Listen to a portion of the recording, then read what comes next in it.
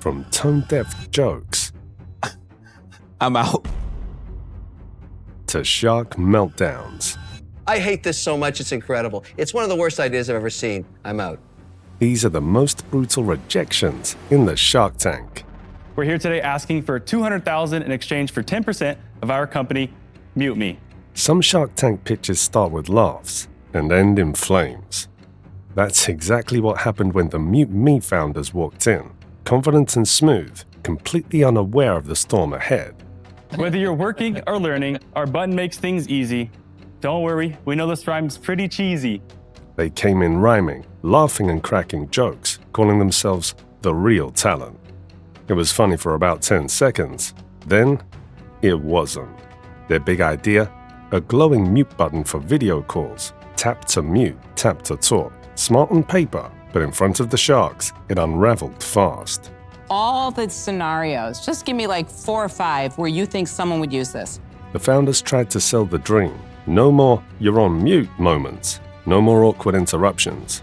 But as they kept talking, you could almost see the sharks losing interest. Why not just do a browser extension, though, and just make it really, really big on the screen where everybody's looking? The sharks fired questions, and the answers fell flat. Who even needs this? Why not just build that into the app? And the big one, how are you going to sell it?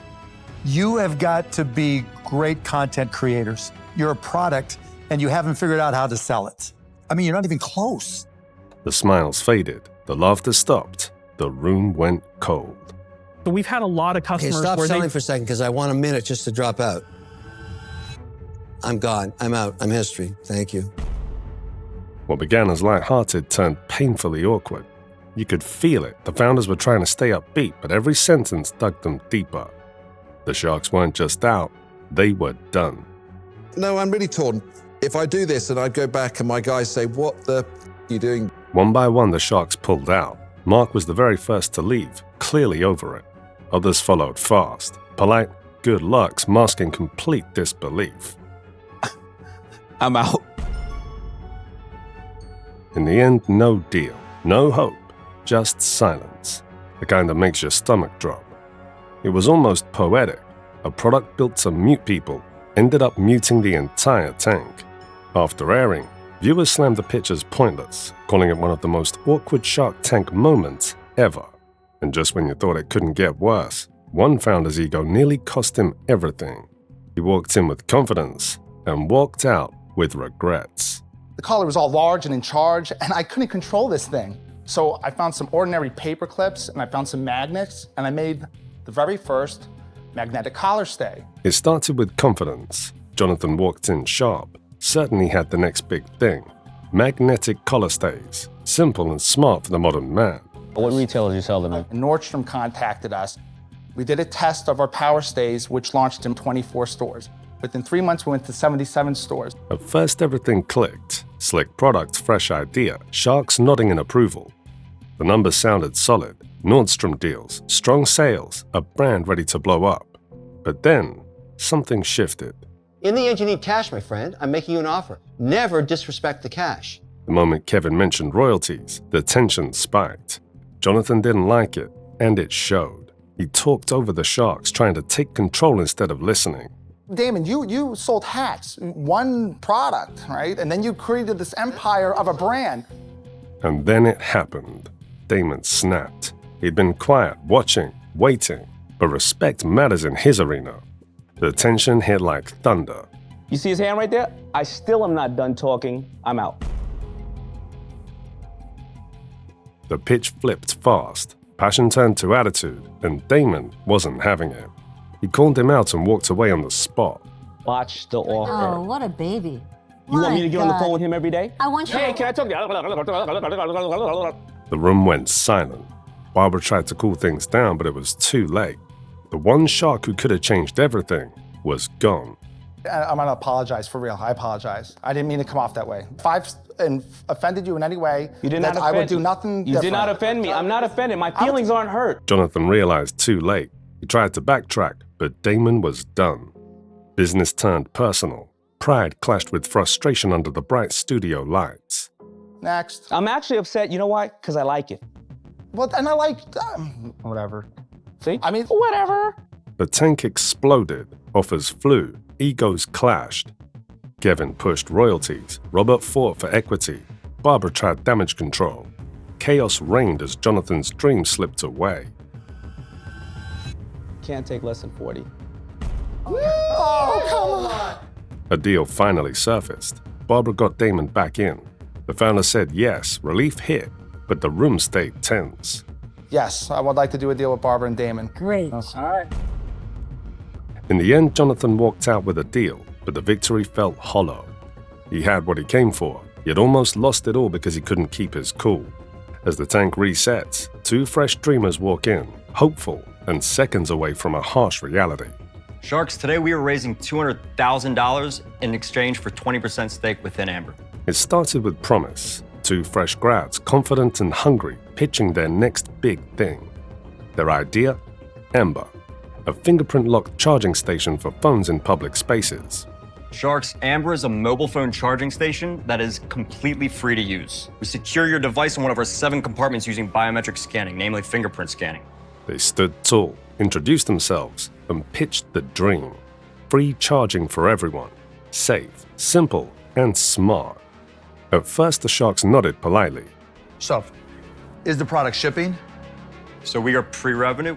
I love that word, pre-revenue. Then came the questions, and the cracks showed fast.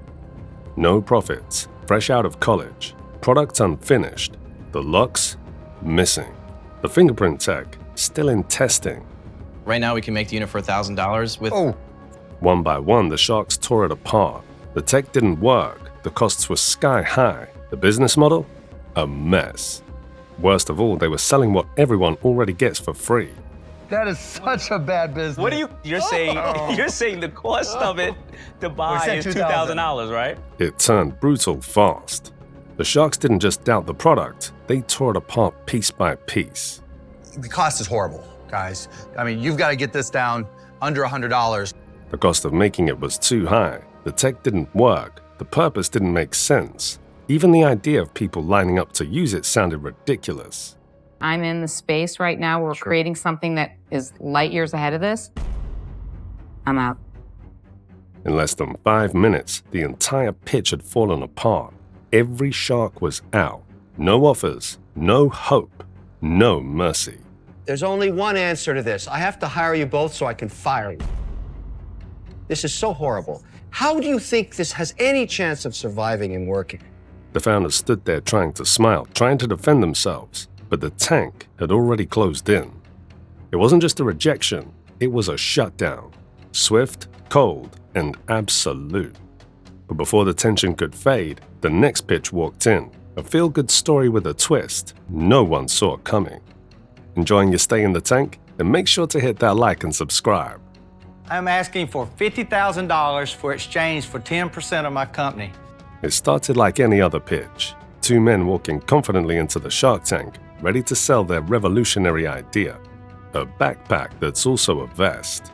Vestpacks was invented by my daughter when she was in 6th grade. It started sweet. A dad, his daughter, a 6th grade project once praised by Oprah. A feel-good comeback story, until the twist hit. How old's your daughter now? She's 27. Then came the question, when did this idea start? Not last year, not even 5 years ago. The 6th grade inventor was now 27, a 16-year-old idea still waiting for its first real break. But when she was... What happened here? She was in product development. It took a while. The energy in the room shifted instantly. The smiles turned to disbelief, the humor to pity. $10,000 in sales, 75 stores, and still nothing. 16 All right, I guess that... Can you understand our gap of credibility over that 16 But it would've years? been The Sharks didn't even have to argue. The numbers said it all. In nearly 2 decades, the business hadn't taken off. It wasn't a race to success. It was a crawl through time. How much has your sales been in Since the you was in last 6th grade. 16 years? Basically, the $10,000 for January and February. Even the mention of Walmart and Toys R Us couldn't save it. The product might have been clever once, but in the tank, clever doesn't count if no one's buying. Guys, I actually like the product. It's not bad. But we invest in the entrepreneurs and we invest in the company. And there's just a whole lot of question marks in my mind. The sharks didn't see potential. They saw a relic. A good idea left behind by time. Vestpax didn't fail for being bad. It failed because the world had already moved on. Shocking pitches, brutal rejections. What shocked you most? Comment below and subscribe for more Shark Tank chaos.